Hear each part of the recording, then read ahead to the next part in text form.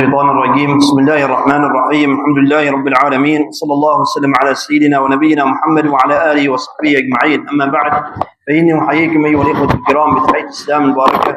السلام عليكم ورحمة الله تعالى وبركاته.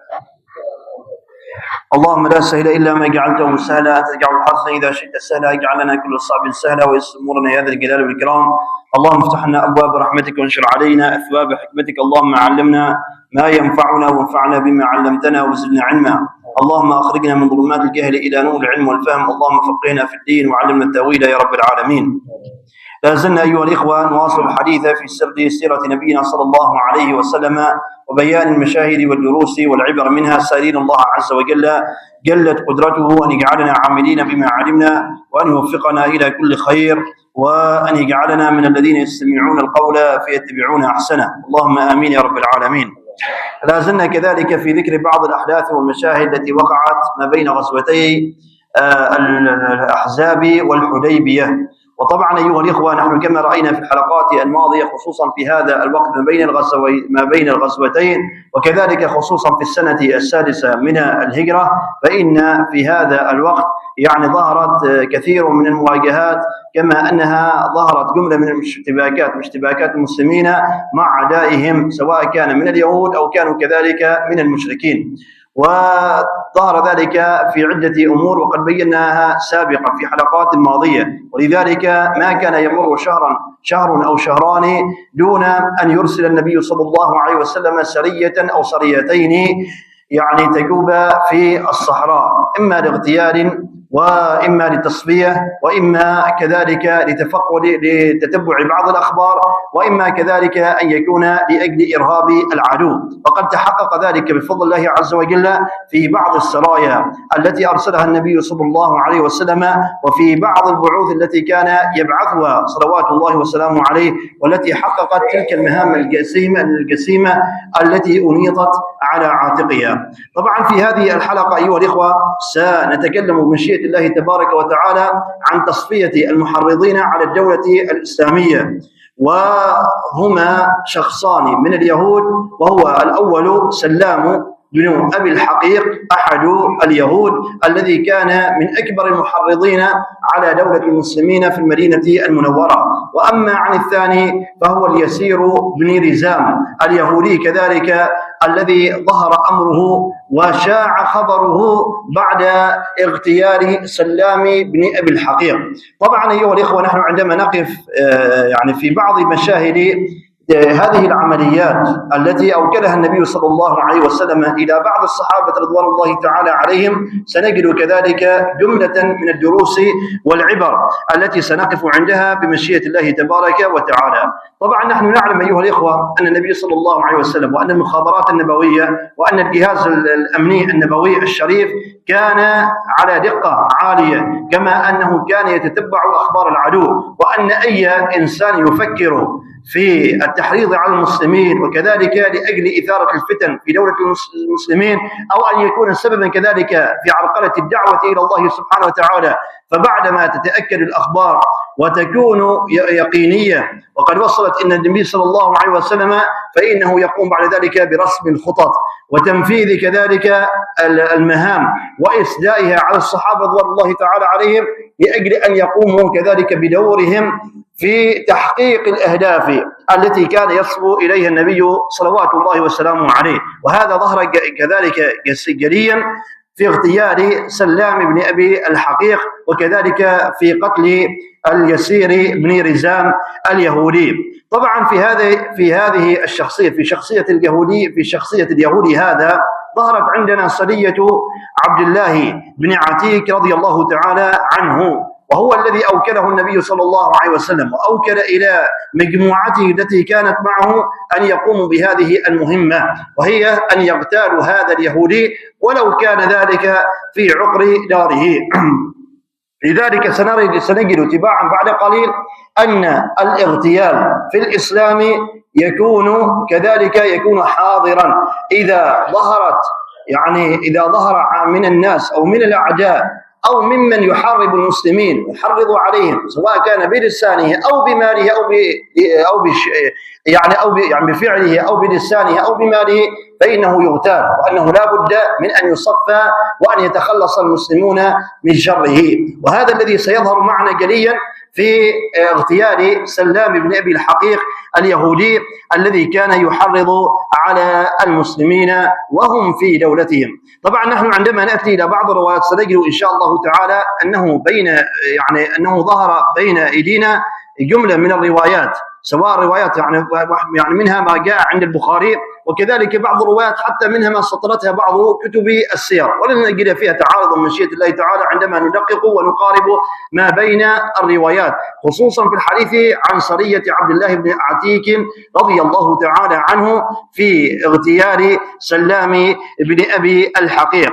طبعا سلام بن أبي الحقيق هذا أيها الإخوة هو أبو رافع سلام بن الحقيق، وكان من يهود بني النضير، وكان كثير التحريض على المسلمين، كان يحرض وكان يؤلب كذلك على المسلمين وهم في دولتهم.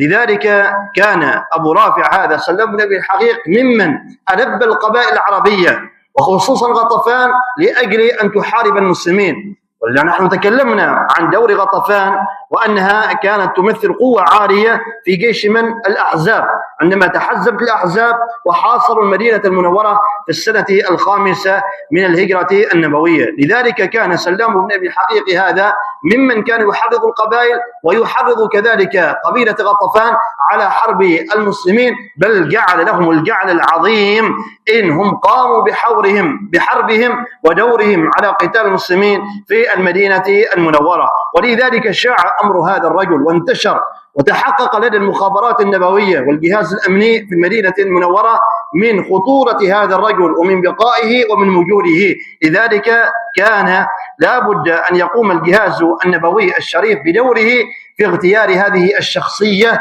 وكذلك في تخليص المسلمين من شره. النبي عليه الصلاة والسلام أمر عبد الله بن أبي العتيق رضي الله تعالى عنه أن يخرج من المدينة، وجعل له كذلك جملة من الصحابة الذين ستأتي أسماءهم بعد قليل، وجعله عميرا على هذه السرية التي ستخرج إلى المدينة المنورة وستتوجه إلى خيبر لأجل أن تقوم بهذه المهمة. طبعا كما جاء في بعض الروايات والتي نذكرها أيها الإخوة، يعني روايات بين أيدينا، يعني جاءت عند البخاري وعند غيره، ولذلك نحن عندما ندقق فيها فسنجد جملة من المشاهد التي سنقف عند بعض دروسها. طبعا النبي صلى الله عليه وسلم بعث رجالا من الأنصار، دققوا حتى في أي مصطلح من المصطلحات عندما نتكلم به، عندما نقول من المهاجرين أو نقول من الأنصار، أحيانا نقول من الأوس وأحيانا نقول كذلك من الخزرج، لأن في كل موقف وفي كل مشهد من مشاهد السيرة دروس وعبر لا بد أن نقف عندها.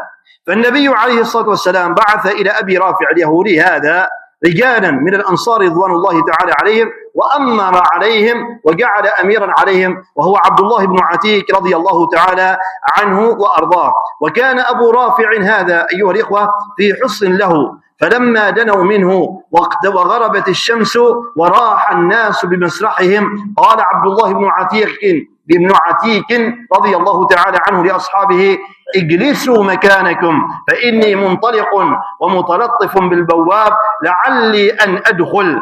فأقبل حتى دنا من الباب ثم تقنع بثوبه، أي وضع قناعا على وجهه رضوان الله تعالى عليه كأنه يقضي حاجته. وقد دخل الناس فهتف به البواب فقال: يا عبد الله إن كنت تريد أن تدخل فادخل فإني أريد أن أغلق الباب. فدخل فكمن، فلما دخل الناس أغلق الباب ثم غلق الأغاليق على وتر. قال ابن عتيك: فقمت إلى الأقاليل فأخذتها ففتحت الباب. قال كما جاء في رواية البخاري قال عبد الله بن عتيك رضي الله تعالى عنه أن عبد الله بن عتيك أدرك نفرا من أصحاب أبي رافع يسمرون عندهم، أي في الليل، كان ذلك في الليل، وكان في علال له، فكمن حتى ذهب عنه أهل سمره ثم صعد إليه وكلما دخل بابا أغلقه عليه من الداخل حتى لا يحول أحد بينه وبين تنفيذ العقوبة بحق من؟ أبي رافع. شوف كيف كان رضي الله عنه رجلا شجاعا وحكيما وفطنا وماهرا في هذه المهمة. ولذلك النبي عليه الصلاة والسلام ما كان يوكل في مثل هذه المهام إلا من يثق به وأنه عنده مهارات حربية وقدرات قتالية كذلك في تحقيق هذه المهام. هكذا ينبغي أن يتعلم المسلمون وخصوصا العسكريون من هؤلاء المجاهدين رضوان الله تعالى عليهم. يقول فانتهى إلى أبي رافع، أي وصل إلى علال الحصن، فإذا هو في بيت مظلم وسط عياله لا يدري أين هو من البيت، لأنه بسبب الظلام وجود الظلام ما كان عبد الله بن عتيك يدري أين موضع من أبي رافع، في أي موضع يجلس، في أي مكان يقعد وهو في بيته وبين أسرته وأولاده وزوجته، بسبب إيش؟ الظلام، بسبب الظلمة التي كانت في ذلك المكان. قال فإذا هو في بيت مظلم وسط عياله لا يدري أين هو من البيت. قال ابن عتيك فقلت يا أبا رافع، أي جاء عبد الله بن عتيك فتكلم بصوته رضي الله تعالى عنه فقال يا أبا رافع. قال أبو رافع من هذا؟ قال ابن عتيك فأهويت نحو الصوت فأضربه ضربة بالسيف وأنا دهش ما أغنيت شيئا. يعني مجرد ما أن سمع إيش؟ الصوت أخذ عبد الله بن عتيك السيف فذهب إلى جهة الصوت فضرب ضربة في ذلك المكان ولكنه إيش؟ ما أصاب الهدف رضي الله تعالى عنه. فصاح من؟ فصاح أبو رافع. فخرجت من البيت فمكثت غير بعيد ثم دخلت فقلت ما هذا الصوت يا أبا رافع؟ شوف الحكمة، شوف كيف كان حكمته رضي الله تعالى عنه. قال ما هذا الصوت يا أبا رافع؟ قال لأمك الويل إن رجلا في البيت ضربني قبل بالسيف فقلت فأضربه ضربة أثخنه ولم أقتله ثم وضعت ضبة السيف في بطنه حتى أخذ في ظهره فعرفت أني قتلته فجعلت أفتح الأبواب بابا حتى انتهيت إلى درجة له فوضعت رجلي رضي الله تعالى عنه فوضعت رجلي وأنا أرى أني قد انتهيت إلى الأرض فوقعت في ليلة مقمرة فانكسرت رجلي أو فانكسرت ساقي فعصبتها بعمامة ثم انطلقت حتى جلست على الباب فقلت لا أخرج الليلة حتى أعلم أني قتلته. فلما صاح الديك على السور قال أنعي أبا رافع تاجر أهل الحجاز. فانطلقت إلى أصحابي فقلت النجا فقد قتل الله أبا رافع. فانتهيت إلى النبي صلى الله عليه وسلم فحدثته فقال ابسط رجلك فبسطت رجلي فمسحها فكأنها لم أشتكها قط رضي الله تعالى عنه وأرضاه.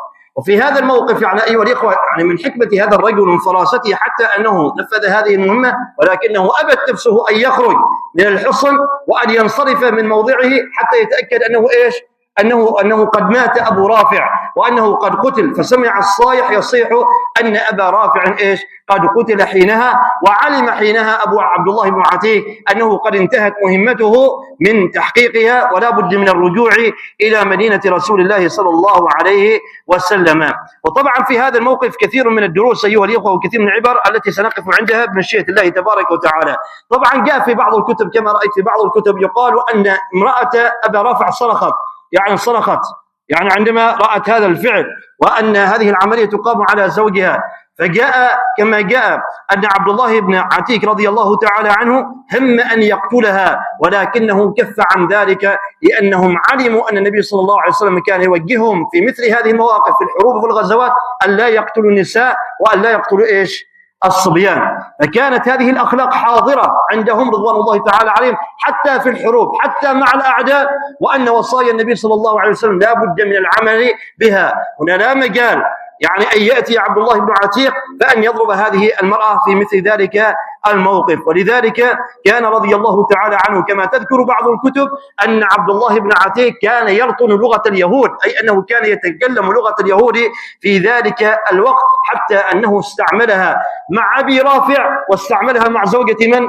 أبي رافع في ذلك إيش؟ في ذلك الموقف. طبعا الكلام لم يكن بالعربية أيها الإخوة، عندما تكلم كان يكلمه في المرة الأولى عندما ضربه ثم صرخ فخرج، ثم قال له يا أبا رافع ما هذا الصوت، ثم عندما تكلم مرة ثانية وقال أن رجلا يعني أحد قد هم بضربه بالسيف قبل ذلك فتوجه بالسيف حتى أثخنه وقتله حينها، كل ذلك كان عبد الله بن عتيق رضي الله تعالى عنه إنما كان يكلمه بلغته أي بلغة اليهود. وجاء كذلك في بعض الروايات كما ذكرتها بعض الكتب أن أفراد هذه السرية، أن كل أفراد هذه السرية شاركوا جميعا في اغتيال هذا الرجل وهو أبو رافع، وأن كل واحد منهم ضربه. ولذلك عندما أتوا إلى النبي صلى الله عليه وسلم وأخبروه الخبر، وأن كل واحد كان يدعي أنه هو الذي ضربه وأنه هو الذي قتله، فإن النبي صلى الله عليه وسلم طلب منهم البينة. وما هي البينة؟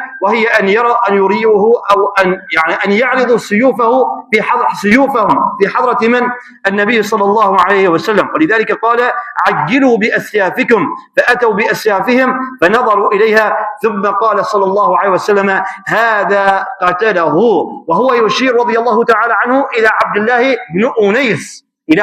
بن أنيس رضي الله تعالى عنه، أحد أفراد هذه السرية الذين كانوا تحت من؟ إمرة عبد الله بن عتيق رضي الله تعالى عنه. العلامة التي وجدها النبي صلى الله عليه وسلم في السيف أنه وجد أثر الطعام الذي كان في طرف هذا السيف، والأثر هذا الظاهر أنه عندما أدخل السيف عليه يعني طعنه طعنة حتى وصل إلى المعدة، فاختلط السيف بطعام المعدة فأخرجه بعد ذلك، فبقي شيء من الطعام على أثر هذه السيف. فالنبي صلى الله عليه وسلم حينها قال أن العلامة إنما هي موجودة في سيف عبد الله بن أنيس رضي الله تعالى عنه وأرضاه. لكن هنا يعني أيها الإخوة السامع ينبغي أن لا يعني يظن أن هنالك تناقضا ما بين الروايات. الرواية التي ذكرناها قبل ذلك عند البخاري من قتل عبد الله بن عتيق رضي الله تعالى عنه لأبي رافع، وكذلك العلامة التي ظهرت في سيف عبد الله بن أنيس رضي الله تعالى عنه عندما جاءوا للنبي صلى الله عليه وسلم فبين عليه الصلاة والسلام أنه هو الذي قتل. لماذا أيها الإخوة؟ دائما ينبغي نحن أن ندقق في الروايات، لأننا عندما ننظر ونمعن وندقق فيها، أول نجد أن عبد الله بن عتيق رضي الله تعالى عنه كان يخبر عن أحداث ومشاهد هذه الواقعة، وكان يعرضها بين يدي من؟ النبي صلى الله عليه وسلم، كيف تجمعوا وأين وكيف دخل وكيف استطاع يعني أن يوهم الحارس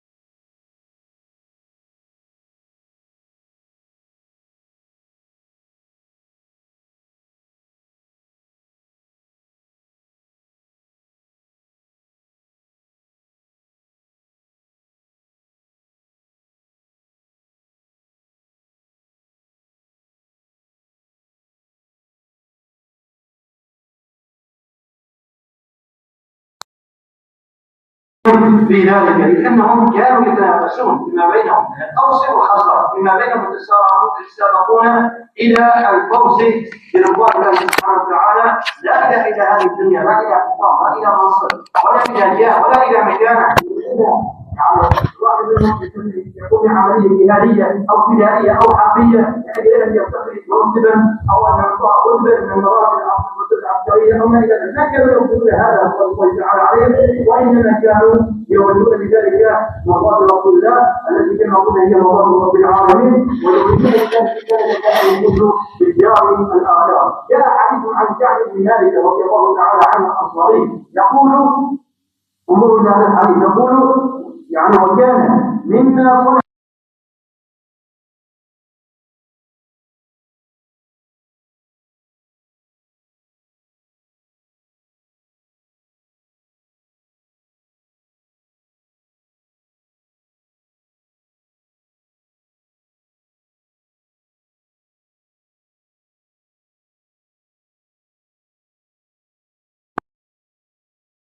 شيئا فيه عن رسول الله صلى الله عليه وسلم غنى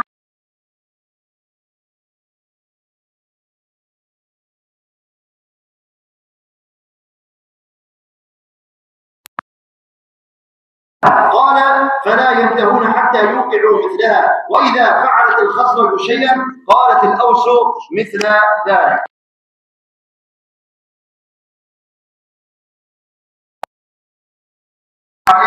كانوا يتسابقون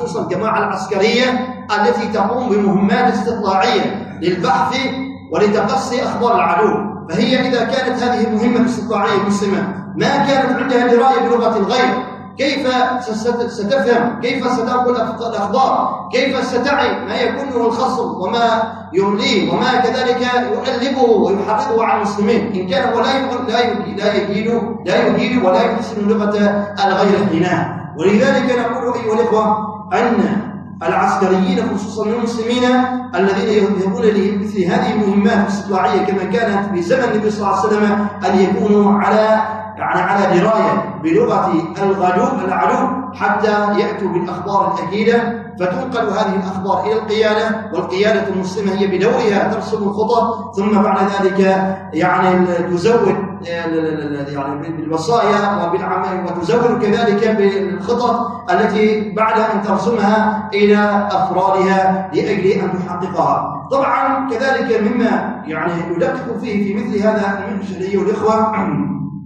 عناصر نجاح خطة ابن عتيك رضي الله تعالى عنه في اغتيال أبي رافع. أولا سبحان الله، عندما رأينا سمعنا أيها الإخوة كما جاء في المشهد وفي هذا الموقف أن عبد الله بن عتيك رضي الله تعالى عنه عندما دخل إلى الحصن دخل أولا بمفرده، وما دخل أمر الجماعة أفراد الكتيبة والسرية أن يقعدوا في مكان وهو بنفسه الذي بدأ العملية، ولذلك دخلها بمفرده رضي الله تعالى عنه وأرضاه، لأن هذا مما يقلل أن يتفضل فيه من العدو.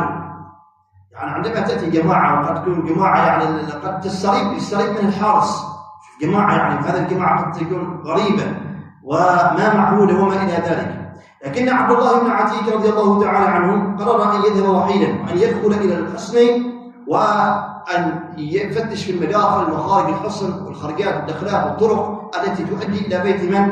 إلى بيت أبي رافع. وطبعا هذا عنصر من أولى العناصر التي اتخذها عبد الله بن عتيك رضي الله تعالى عنه في تحقيق هذه المهمة. العنصر الثاني التصرف العالي الذي ظهر من عبد الله بن عتيك مع البواب. التصرف نحن قلنا إنه استطاع أن يأتي بحركة يوهم فيها من الحارس ويجعل الحارس لا يلتفت إليه، لأنه رضي الله تعالى عنه تقنع بثوبه أي وضعه على وجهه أولا، وصنع حركة أنه أخذ على جانب من الباب كأنه يقضي حاجته. ولذلك عندما رآه البواب أو الحارس هذا رآه على تلك الحالة قال له مناديا يا عبد الله إن كنت تريد أن تدخل فادخل فإني أريد إيش؟ أن أغلق الباب.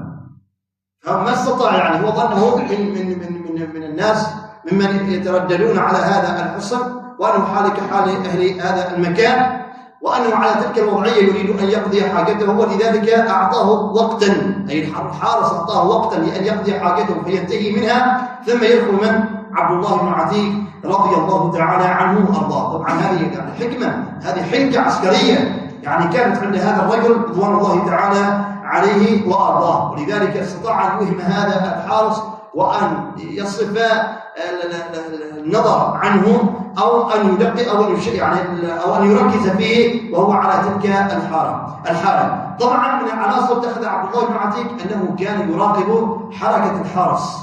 شوف الحارس مستوي كيف يغلق إيش؟ الأبواب، أين وضع إيش؟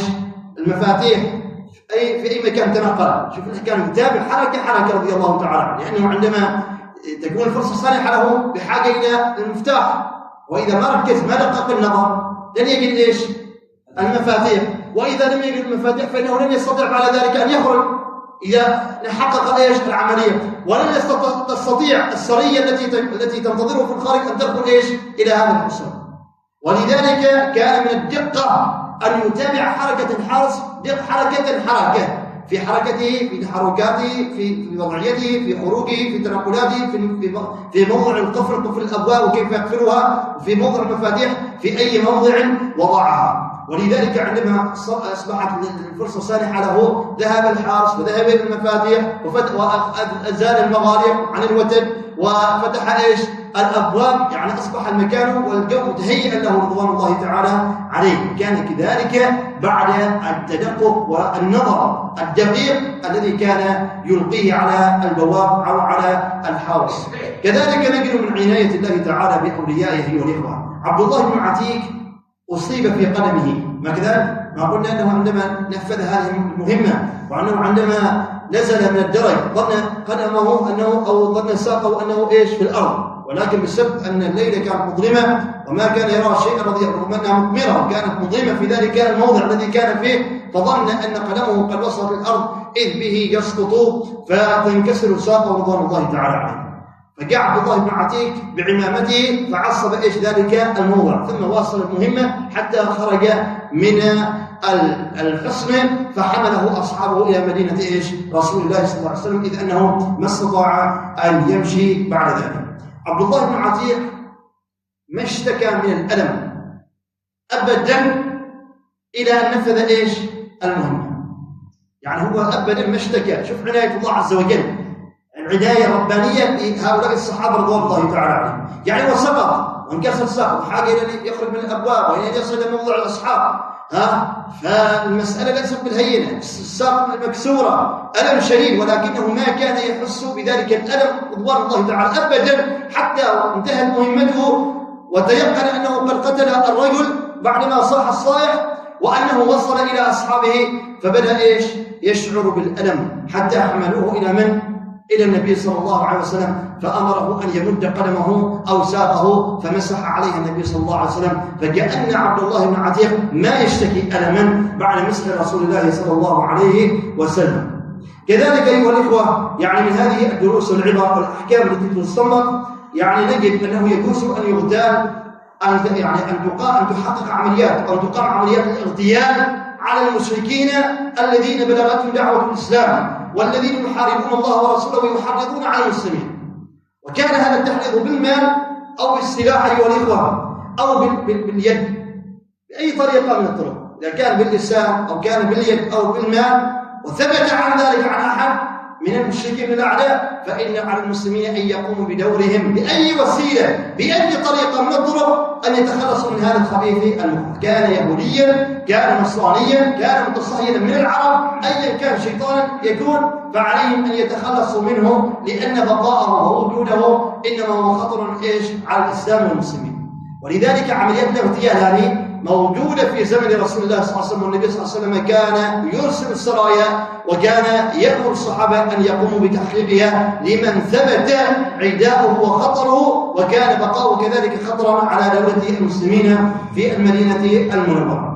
كذلك من الفوائد ودروس الأحكام أنه يجوز أن يتجسس المسلمون على أهل الحرب، التجسس والتصنت وأخذ الأخبار وإرسال العيون والبحث والاستطلاع، صار مجموعات الاستطلاع ونحن عن أخبار العدو بأي طريقة بأي وسيلة، كما ظهر من حذيفة بن اليمان رضي الله تعالى عنه في غزوة الأحزاب، وقد ذكرنا ذلك أيها الإخوة في دروسنا الماضية. كذلك الأخذ بالشدة في محاربة المشركين، والله عز وجل كما يقول في كتابه الكريم: إنما ينهاكم الله عن الذين قاتلوكم في الدين وأخرجوكم من دياركم وظاهروا على إخراجكم أن تولوهم. وقال الله عز وجل: قاتلوهم يعذبهم الله بأيديكم يخزيهم وينصركم عليهم ويشفي صدور قوم مؤمنين ويذهب غيظ قلوبهم ويتوب الله على من يشاء والله عليم حكيم. فهذه الآيات لا بد أن تكون عن المسلمين شدة مع أعدائهم، لا تأخذهم بهما رأفة ولا رحمة، وأنهم لا يتساهلون معهم الذين حاربوا الله ورسوله وحرضوا وقتلوا من قتلوا من المسلمين حينها. طبعا إيهام العدو بفعل أو بعملية يظن فيها في ظاهرها مصلحة، هذا لا بأس منه أيها الإخوة، كما فعل عبد الله بن عتيق مع البواب. كذلك أيها الإخوة يمكن أن يتعرض قليل من المسلمين على كثير من المشركين، وهذا ما ظهر في هذه السرية التي كان منها عبد الله بن عتيق عندما ذهبوا إلى قتل أبي رافع سلام بن أبي الحقيق.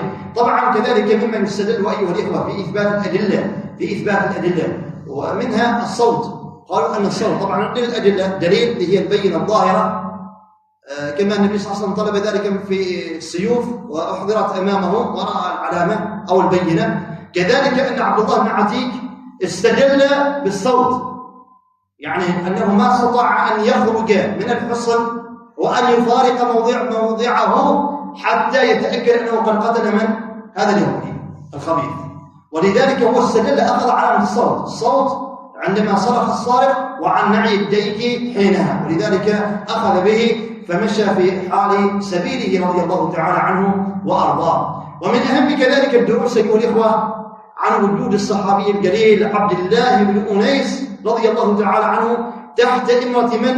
عبد الله بن عتيق رضي الله تعالى عنه وأرضاه. طبعا والله يا إخوة هذا من أعظم الدروس التي رأيته في هذه السرية، لأنه عندما نبحث عن عبد الله بن أنيس رضي الله تعالى عنه، من عبد الله بن أنيس هذا؟ لعلكم تذكرون أن عبد الله بن أنيس أيها الإخوة كان من أهل العقبة الذين بايعوا النبي صلى الله عليه وسلم عند العقبة، وعبد الله بن أنيس هذا كذلك كان ممن شهد معركة بدر، كان من البدريين. وعبد الله بن أنيس كان كذلك ممن صلى القبلتين، يعني صلى على جهة إلى الكعبة المشرفة وإلى المسجد الأقصى. وعبد الله بن أنيس كان من السابقين الأوائل للإسلام رضوان الله تعالى عنه. يعني انظروا أيها الإخوة في فضله في رتبته عند الله عز وجل. طبعا دعوك من الناس، عند الله عز وجل أنه يكاد أنه لا يسامي أحد، حتى عبد الله بن عتيق رضي الله تعالى عنه لن يستطيع في هذه الرتبة في هذه المنزلة فيما قدمه عبد الله بن أنيس لن يستطيع أن يصل إليه لأنه لا زال بعد. ولكن عبد الله بن عتيق أنيس كان فردا من أفراد السرية تحت إمرة من؟ عبد الله بن عتيق رضي الله تعالى عنه. عبد الله بن أنيس أيها الإخوة لعلكم تذكرون أنه استطاع أن يحقق عملية اغتيال عندما أمره النبي صلى الله عليه وسلم يخرج. تخيلوا خرج بمفرده حتى وصل إلى أطراف مكة، واستطاع أن يغتال سفيان بن خالد الهذلي الذي كان من أشد الناس على رسول الله وممن كان يحرض على المسلمين، واستطاع أن يغتاله في خيمته ووسط خيمته حينها. يعني كان رجلا شجاعا مهابا، يعني ما وكل أن يقوم بعمل المعاملات التي كان فيها منتصرا ظافرا رضي الله تعالى عنه وارضاه. وهذا يدل أيها الإخوة أن ما تستخدمه بعض الدول أو ما تستخدمه بعض الدول المسلمة فيما يتعلق بلغة العسكريين الرتب العسكرية أيها الإخوة، والله لو كان الأمر كما هم يصنعون الآن وكان بهذه اللغة لما جاز أن يكون عبد الله بن أنيس تحت إمرة من؟ عبد الله بن عتيق. هكذا يوم يقول لك المقدم والسجل عبدك التو اليوم لما طيرت به عاد أوامره يلقيها على من؟ على المسجل. وإن كان لم يختبر شيئا، وإن كان نقول أيها الإخوة ليست بتلك الكفاءة والمهارة، ولكن نقول أن التربية النبوية نقوا إلى تربية النبي صلى الله عليه وسلم من العسكريين إلى أصحابه رضوان الله تعالى عليهم.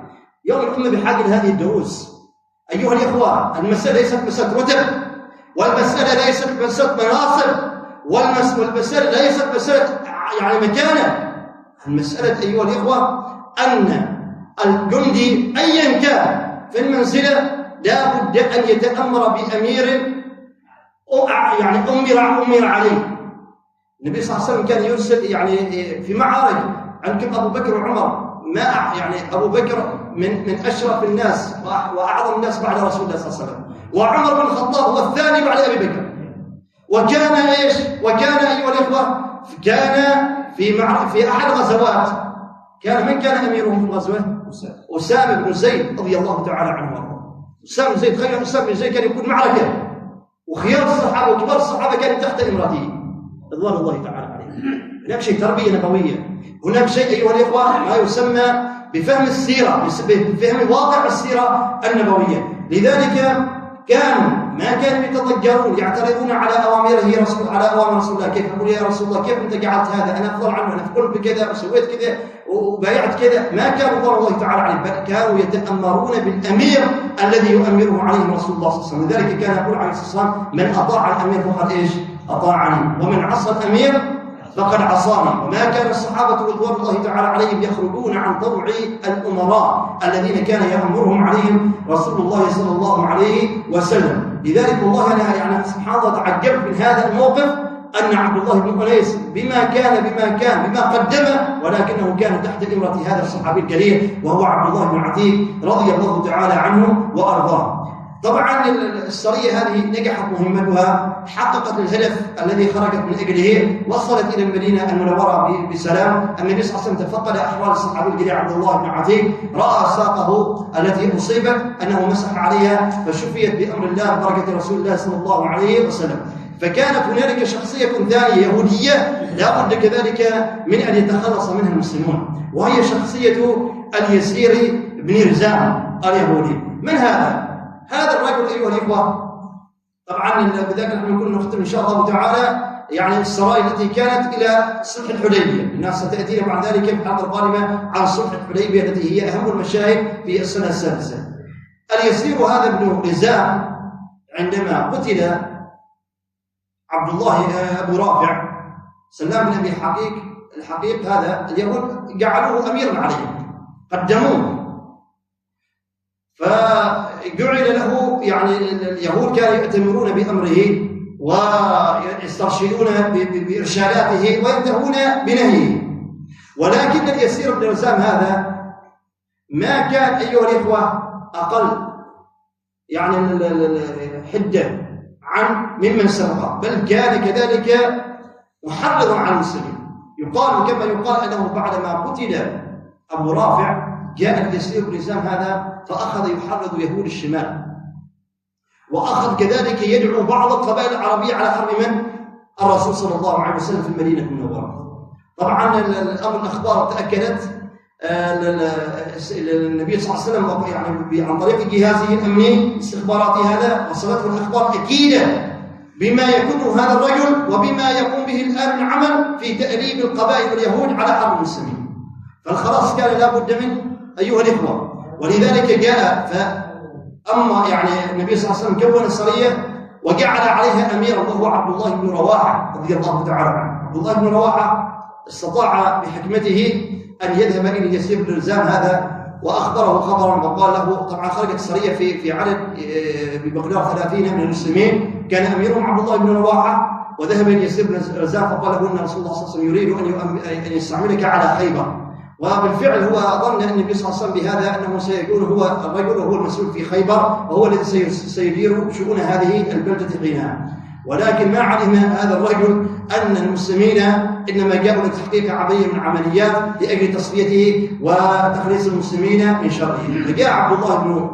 فجاء كما تقول الروايات أيها الإخوة ليسير هذا، فأمر من رجاله 30 أن يخرجوا معه حتى يصلوا إلى خيبر، وجعل على كل من المسلمين رديفا من اليهود، ولذلك يقال أن اليسير بن هشام هذا ركب خلف من؟ خلف عبد الله بن رواحة. الرديف الذي يكون معه رديفه يكون صاحبه عندما يكون في الدابة أو يكون على الحصان، ولكن اليسير هذا كان رديف من؟ عبد الله بن رواحة. ولذلك عندما شك في الأمر اليسير هذا اليهودي وظن أن الأمر يعني في خطورة وأن هؤلاء القوم ما كانوا إلا اغتياله، جاء هذا اليسير بن هشام فاستطاع أن يخرج سيف عبد الله بن رواحة وأن يصيبه في بعض جسده، فبدأ القتال بينهم فتقاتل يعني الفريقان حتى استطاع عبد الله وصريته أن تقتل هذا اليسير ومن معه من الجماعة، فتمت تصفية هذا الرجل وتخلص المسلمون من شره، وتخلص المسلمون كذلك من شرور هؤلاء المحرضين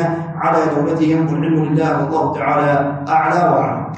أيها الإخوة، كما رأينا في هذه السرايا خصوصا في هذا الوقت هنا تتجسد شعار النبي صلى الله عليه وسلم الذي أطلقه بعد انتصار المسلمين في غزوة الأحزاب عندما قال الآن نغزوهم ولا يغزوننا، الآن نغزوهم ولا يغزوننا. بالفعل أن هذا الشعار تجسد في أرض الواقع عندما بدأت حركة السرايا وحركة البعوث، وأن المسلمين هم الذين أصبحت لهم الصولات والجولات في الجزيرة العربية، وأنهم انتقلوا من مرحلة الدفاع إلى مرحلة الهجوم. لذلك سيأتينا أيها الإخوة أهم الأحداث التي ظهرت في السنة السادسة من هجرة النبي صلى الله عليه وسلم، وهو صلح الحديبية. طبعا هذا الصلح أيها الإخوة حقيقة فيه دروس وفيه مشاهد عظيمة، والله سبحانه وتعالى كذلك صدر بعض المشاهد هذا الصلح، وهذا الحدث كذلك في بعض آيات الكتاب العزيز التي سيكون الحديث عنها بحول الله تعالى وقوته وعونه ومدده في الحلقات الماضية. أكتفي بهذا القدر من الحديث. سبحانك اللهم وبحمدك، أشهد أن لا إله إلا أنت، أستغفرك وأتوب إليك، وصلى الله وسلم على سيدنا ونبينا محمد وعلى آله وصحبه أجمعين.